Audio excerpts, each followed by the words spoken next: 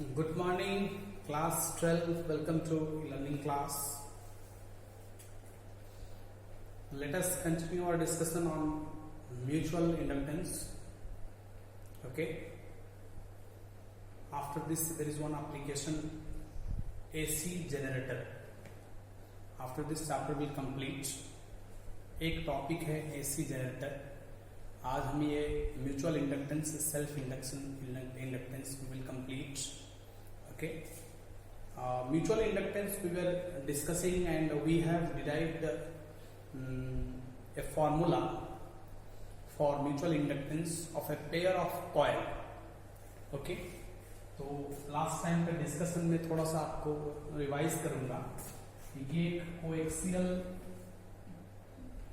Coil है, ये inner coil है, इसका रेडियस R1 है और ये आउटर कॉइल है, इसका रेडियस R2 है. इनर कॉइल में I1 करंट फ्लो हो रहा है, आउटर कॉइल में I2 करंट फ्लो हो रहा है, which are time varying currents. Okay, and we have derived the mutual inductance of coil 2 due to current flowing in 1. Okay, due to current flowing in 1. तो ये formula last time आपको आया था mu n1 n2 a. Okay, ए मतलब ये पाई r1 square है. ठीक है, क्योंकि I1 करंट फ्लो हो रहा है तो इसका सिग्निफिकेंट फ्लक्स पाई r1 स्क्वायर एरिया में ही इस कॉइल 2 को लिंक हो रहा है, क्योंकि इसका significant flux inside the core of the solenoid होता है. तो जो फ्लक्स लिंकेज टू कॉइल 2 ये with in pi r1 square area में ही है, इसको ध्यान रखना है. ठीक है, तो ये ए जो है ये पाई r1 स्क्वायर ही हमेशा होता है, इनर कॉइल का ही एरिया होता है. ओके, तो हमने दो इक्वेशन को लास्ट टाइम आपको याद होगा कंपेयर किया था और हमने ये डेरिवेशन लिया था, और इसको हम ऐसे भी लिख सकते थे. मैं लास्ट टाइम बता रहा था कि n1/L, ठीक है, n2/L, ठीक है, इंटू a इंटू L. ठीक है, हमने L मल्टीप्लाई किया, L डिवाइड किया, तो ये n1/L n2/L इसको हम ऐसे लिख सकते हैं कि mu naught n1 n2. Okay, ये हो जाएगा पाई r1 स्क्वायर, एरिया के बदले हमने पाई r स्क्वायर L. ये हो गया म्यूचुअल इंडक्टेंस का फॉर्मूला, M21 का ये फॉर्मूला हो गया. ठीक है, सिमिलरली अगर हम कहें अब, सिमिलरली इफ आई से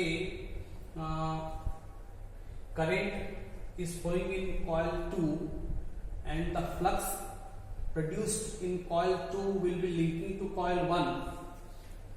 Okay, तो उस केस में the flux linking to coil 1 will be N∅1. The flux linking to coil 1 due to I2,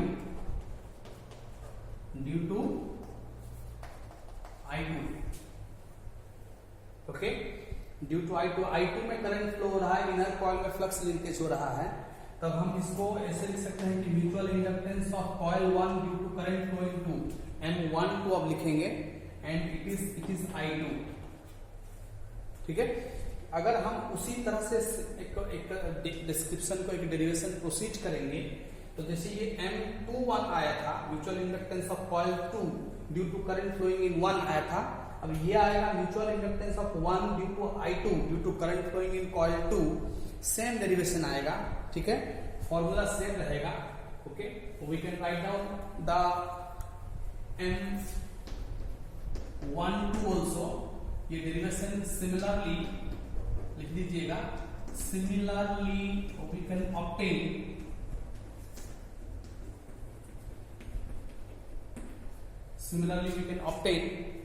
M12 is equal to mu naught n1 n2 pi r1 square into L. ठीक है, इसका मतलब है कि M21 is equal to M12, इसको simply M भी कह सकते हैं, म्यूचुअल इंडक्टेंस भी कह सकते हैं। ओके, मतलब mutual inductance of coil 2 due to current flow in 1 is equal to mutual inductance of 1 due to current flow in 2 and that is equal to M। इसका जनरल फार्मूला हमारे पास ये derive हो गया अभी म्यूचुअल इंडक्टेंस का। What is the formula for mutual inductance? M is equal to, okay, mutual inductance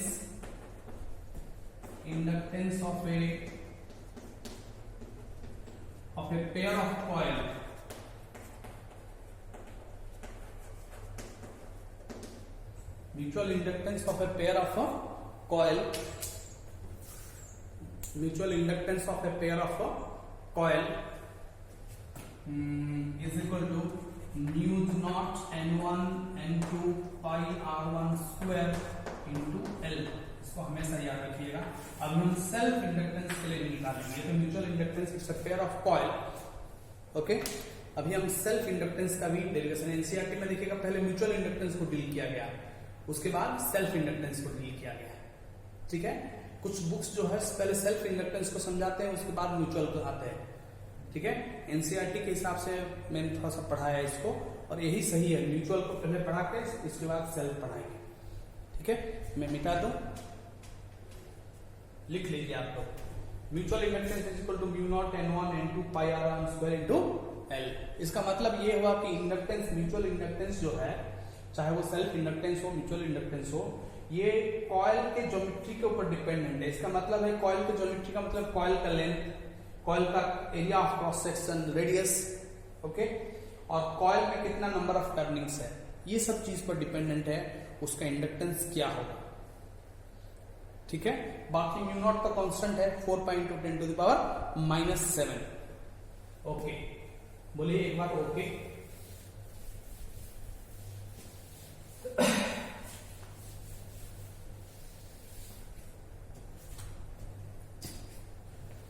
self inductance,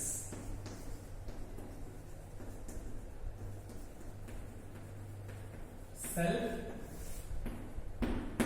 inductance. ठीक है, देखिए when we talk about self inductance we are talking about a single coil. जैसे अभी दो coil था, एक coil में current flow हुआ तो उसका फ्लक्स दूसरे कॉइल में लिंक हुआ तो उसमें ईएमएफ इंड्यूस हुआ, उसमें इंडक्टेंस बना। ठीक है, इंड्यूस्ड करंट बना तो इंडक्टेंस कॉइल का रहा। अब देखिए ये एक सिंगल कॉइल है, इसमें I as a function of time एक फ्लक्चुएटिंग करंट फ्लो हो रहा है।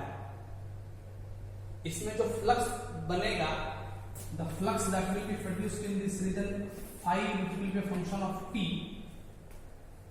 and this will induce a current, induced current which will ultimately oppose the input current, which will ultimately oppose the input current। Okay, अब देखिए ये same derivation अगर हम proceed करें, consider a, okay, consider a coil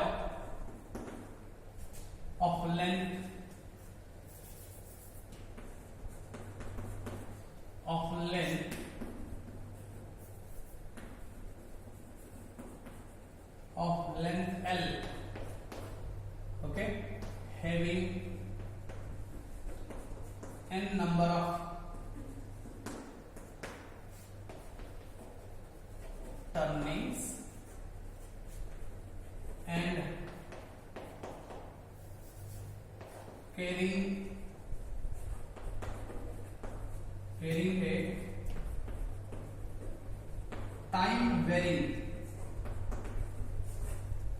a time varying current, मतलब current which is a function of time, क्योंकि current change होगा तभी यहाँ पे फ्लक्स चेंज होगा, फ्लक्स चेंज होगा तभी ईएमएफ इंड्यूस होगा, तभी इंड्यूस्ड करंट बनेगा।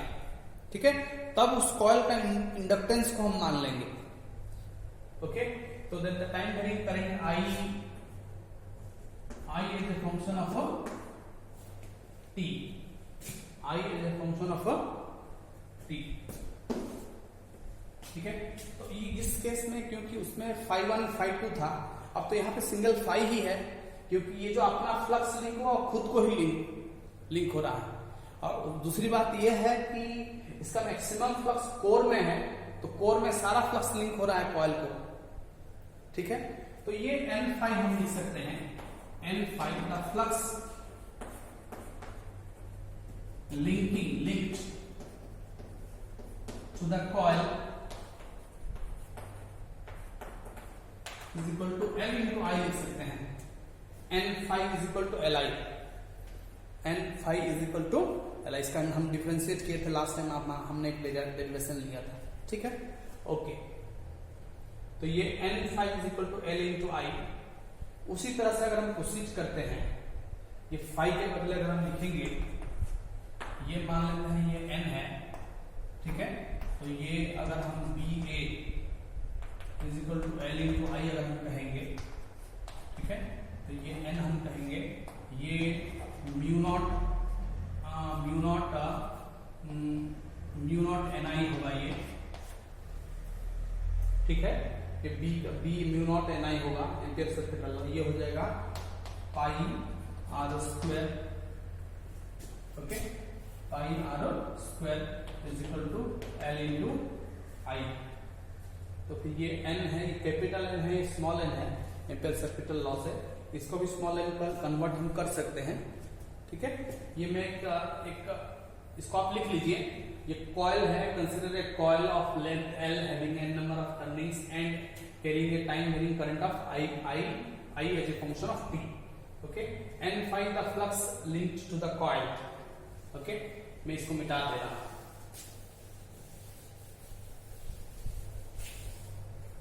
ओके। तो हम इसको ऐसे लिख सकते हैं, ठीक है, इसको हम n/L कर दिए, ओके। फिर ये म्यू नॉट ni है जो कि मैग्नेटिक फील्ड हुआ, फिर ये पाई r स्क्वायर है, ठीक है, ये हो जाएगा L इंटू I। तो ये इंटू, देखिए ये हमने L डिवाइड किया है, तो L मल्टीप्लाई कर देंगे, और ये RHS में L इंटू I है, एज इट इज हो गया।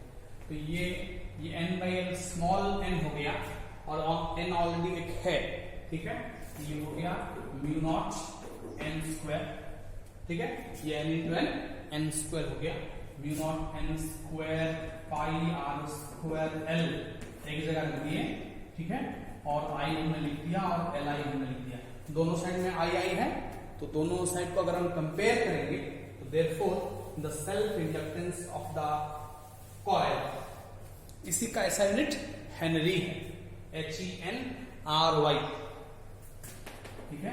तो L is equal to mu naught n square pi r square into L।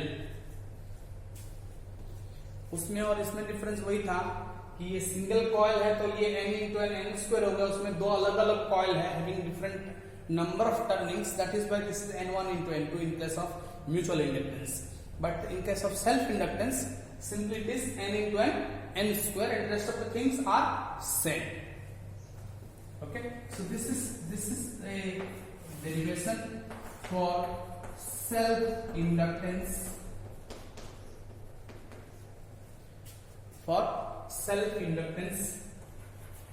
of a coil। The SI unit of self